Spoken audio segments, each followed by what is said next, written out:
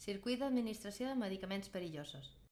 Durant l'administració de medicaments perillosos s'han d'utilitzar equips de protecció individual perquè són la millor manera de protegir-se enfront de diferents possibilitats de contaminació. Prèviament, s'efectuarà una higiene de mans amb una solució hidroalcohòlica. Col·locació dels EPIs. Mascareta autofiltrant de protecció contra partícules. Pot ser modelada o ploiada i ha de disposar de filtre FFP3. Ulleres panoràmiques amb protecció lateral. Bata d'un sol ús amb obertura posterior i punys elàstics. Ha de ser impermeable a la zona davantera i a les mànigues. Guants, preferentment de nitril, neoprè o poliuretà. Eixams de pols. La utilització de doble guant queda restringida a un, si es fa servir l'específic per a citostàtics. Connexió dels medicaments. Es recomana l'aplicació de sistemes tancats de transferència.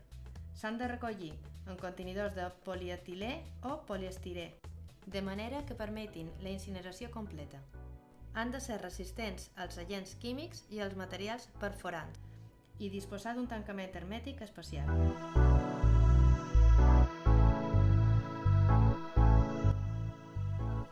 EPI. Guants, bata, ulleres reutilitzables i mascareta.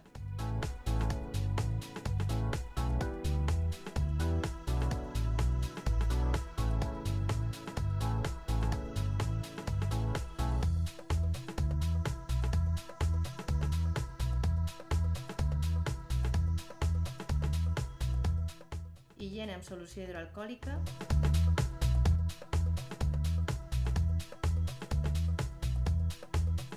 Ús de guants no estèrils per la manipulació de bomba i PDA. L'equip de medicació s'elimina com si fos una sola peça en el contenidor específic. No s'han de desconnectar els fàrmacs utilitzats. El personal sanitari i els cuidadors han d'estar informats i formats sobre els riscos associats a l'activitat que duen a terme i han de prendre les mesures necessàries per evitar riscos per a la salut.